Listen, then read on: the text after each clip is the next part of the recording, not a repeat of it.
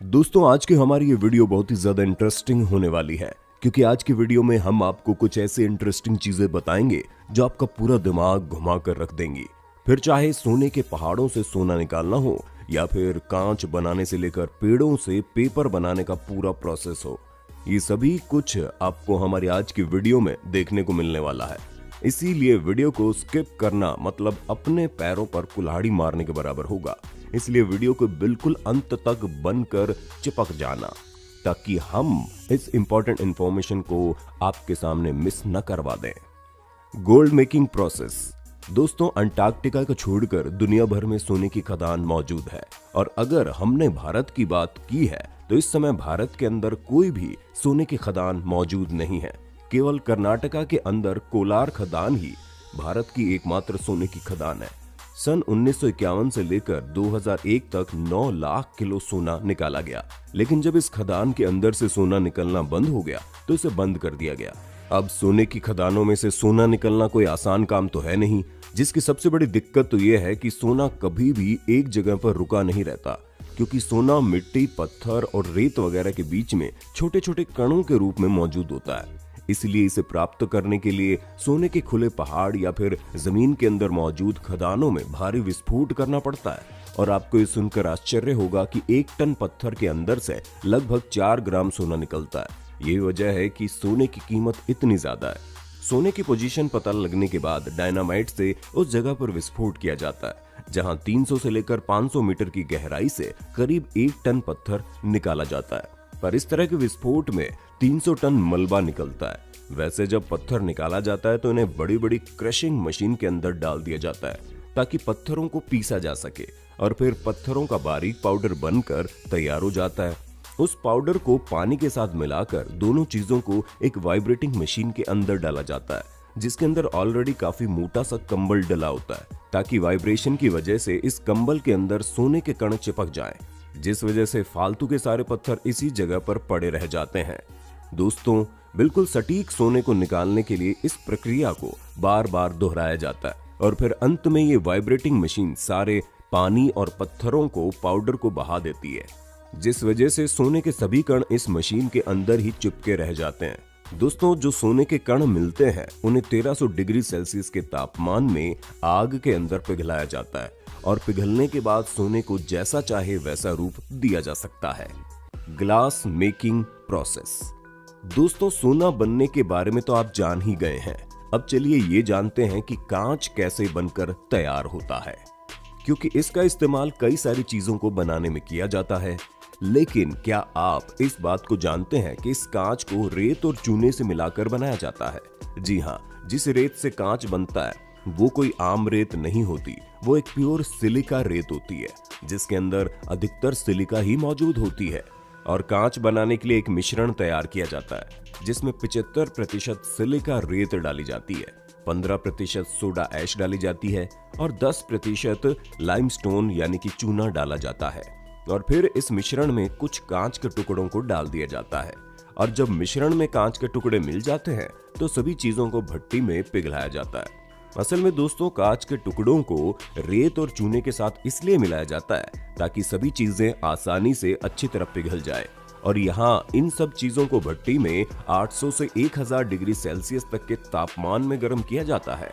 दोस्तों, इतने गर्म तापमान में ये सभी चीजें अच्छी तरह से पिघलकर एक लिक्विड का रूप ले लेती हैं। ऐसे में अगर कांच को कलरफुल बनाना है तो इसी वक्त लिक्विड में कलर डाल दिया जाता है और फिर ये जो लिक्विड होती है इसे जिस भी चीज का आकार देना चाहें उसे देकर छोड़ दीजिए। बाद में वो सॉलिड का रूप लेकर एक बेहतरीन चमचमाता कांच बनकर तैयार हो जाता है। Paper making process. इस बारे में आप सभी ने सुना होगा कि पेड़ों की मदद से कागज को बनाकर तैयार किया जाता है, लेकिन इसका असली प्रोसेस क्या होता है, क्या वो आप जानते हैं? अगर नहीं तो बस वीडियो में बने रहना, क्योंकि हम आपको बता दें कि हमारी नोटबुक से लेकर हमारी किताबों तक इस्तेमाल किए जाने वाले कागज को कैसे बनाकर तैयार करते हैं। दोस्तों, सबसे पहले कागज बनाने के लिए ऐसे पेड़ों को चुना जाता है जिसके अंदर वुड फाइबर यानी कि लकड़ी के रेशों की मात्रा ज्यादा हो। और जब इस तरह के पेड़ मिल जाते हैं तो उन्हें तरह तरह की मॉडर्न टेक्नोलॉजी या फिर पुराने तरीकों से काट कर अलग कर लिया जाता है। और जब खूब सारे पेड़ों की लकड़ियां इकट्ठा हो जाती हैं तो इन्हें फैक्ट्रीज के अंदर लाया जाता है। दोस्तों, जब ये पेड़ फैक्ट्री के अंदर आ जाते हैं तो इन्हें ऐसी मशीनों में डाला जाता है जिनकी मदद से इनके ऊपर की पूरी स्किन यानी कि छाल निकाल कर अलग की जा सके। और जब ये काम हो जाता है तो पेड़ों के बहुत ही छोटे छोटे टुकड़े कर दिए जाते हैं जिन्हें वुड चिप्स भी कहते हैं। दोस्तों, पेड़ों के छोटे छोटे टुकड़ों को कन्वेयर बेल्ट के जरिए पल्प मिल में भेजा जाता है और इस जगह पर इन लकड़ी के टुकड़ों को एसिडिक सोल्यूशन के साथ उबाला जाता है। और जब ये उबल कर तैयार हो जाते हैं तो इनसे प्लांट फाइबर और लिग्निन अलग अलग हो जाते हैं। दोस्तों, जब इस वुड फाइबर में से लिग्निन निकल जाती है तो लकड़ी मुलायम हो जाती है क्योंकि लकड़ी में मौजूद सख्त, कठोर और ठोसपन सब खत्म हो जाता है। और फिर बचे हुए वुड फाइबर को पानी से अच्छी तरह धो लिया जाता है ताकि इसके अंदर बचा हुआ एसिडिक सोल्यूशन भी निकल जाए और फिर आपको काफी सॉफ्ट और मुलायम वुड फाइबर मिलता है। लेकिन ये वुड फाइबर अभी भी इतने सॉफ्ट और साफ नहीं होते हैं इससे हम पेपर बना पाएं। इसी वजह से इसकी क्लोरीन की फ्री ब्लीचिंग ऑक्सीजन, ओजोन और पेरोक्साइड की मदद से की जाती है जिससे ये वुड फाइबर और भी ज्यादा चमकदार और साफ हो जाता है। दोस्तों, इन सभी कामों को करने के लिए इस वुड फाइबर के अंदर कैल्शियम कार्बोनेट को मिलाकर इसे अच्छी तरह से मिक्स कर दिया जाता है ताकि पेपर की क्वालिटी अच्छी बन पाए। क्योंकि कैल्शियम कार्बोनेट और वुड फाइबर के मिक्स होने से ये एक पल्प का रूप ले लेता है जो काफी सॉफ्ट होता है। दोस्तों, कागज बनाने के लिए लकड़ी के अलावा पानी की भी सबसे ज्यादा जरूरत पड़ती है। ऐसे में हम आपको बता दें कि 100 लीटर पानी में केवल 1 किलो कागज ही बनकर तैयार होता है। इसलिए जो फाइनल पल्प बनकर तैयार होता है उसमें काफी भारी मात्रा में पानी मिलाया जाता है जिससे ये पल्प काफी पतला हो जाता है। और दोस्तों, अगर कलरफुल कागज बनाना हो तो उसमें उसी टाइम कलर भी मिला दिया जाता है। अब इन सभी मिक्सचर को पेपर मशीन के अंदर भेज दिया जाता है जहां ये पेपर मशीन ही इन सभी मिक्सचर को पेपर में कन्वर्ट करती है क्योंकि इस मशीन में कई सारे गोल गोल घूमने के लिए रोलर लगे होते हैं और इन्हीं रोलर में अच्छी तरह से दबकर ये पल्प पेपर का रूप लेते हैं। दोस्तों, रोलर के दबाव की वजह से पल्प में मौजूद जितना भी पानी होता है सारा पानी निचोड़ कर नीचे गिरता रहता है जिसके बाद ये पल्प पेपर का रूप लेना शुरू कर देता है। इस रोलिंग के प्रोसेस के बाद पेपर को गर्म चैम्बर में भेज दिया जाता है जिसके अंदर हॉट रोलर लगे होते हैं जिसमें जब पेपर इन रोलर के बीच से गुजरता है तो इसका बचा हुआ सारा पानी निचोड़ा जाता है जिसकी वजह से पेपर बिल्कुल सूख कर बाहर निकल आता है और बनकर तैयार किए गए पेपर को बड़े से रोलर में लपेटकर जैसा मर्जी वैसा आकार दे दिया जाता है। Copper making process. दोस्तों, हम सभी ये बात बहुत अच्छे से जानते हैं कि कुछ धातुएं हमारी रोजमर्रा की जिंदगी का हिस्सा है और उसमें कॉपर यानी तांबा भी आता है जिसे बर्तन बनाने से लेकर तार बनाने तक में प्रयोग किया जाता है। ऐसे में इतने महत्वपूर्ण धातु को किस तरह तैयार किया जाता है इसके बारे में जानना तो बनता है। और सबसे पहले हम आपको ये बता दें कि कॉपर हमें जमीन के नीचे से प्राप्त होता है जिसे प्राप्त करने के लिए बड़ी बड़ी तांबे की खदानों में विस्फोट किया जाता है। और जैसे ही खदानों में विस्फोट होता है कॉपर बड़े और छोटे दोनों तरह के टुकड़ों में बदल जाते हैं और फिर इन कॉपर के टुकड़ों को बड़े बड़े ट्रक में लोड किया जाता है।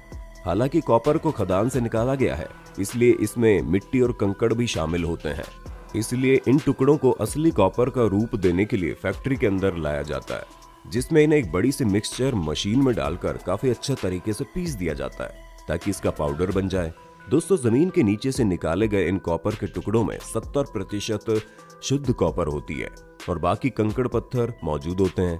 जैसा कि आप देख रहे हैं कि कॉपर पाउडर के रूप में परिवर्तित हो चुका है, इसलिए अब कॉपर पाउडर के अंदर पानी और तेल को डालकर फ्लोटेशन प्रक्रिया यानी कि कॉपर पाउडर के अंदर तैरने की क्रिया उत्पन्न की जाती है जिसमें कॉपर पाउडर तेल और पानी के ऊपर तैरना शुरू कर देता है।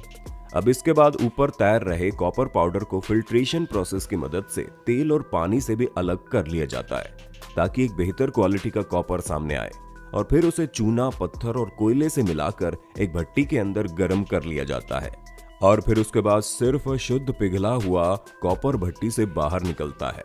दोस्तों आप यकीन नहीं करेंगे कि जब भट्टी से कॉपर बाहर निकलता है तो ये देखने में ऐसा लगता है मानो किसी ज्वालामुखी से लावा बाहर निकल रहा हो, और बाद में पिघला हुआ कॉपर ठंडा होने के बाद सॉलिड फॉर्म में आ जाता है।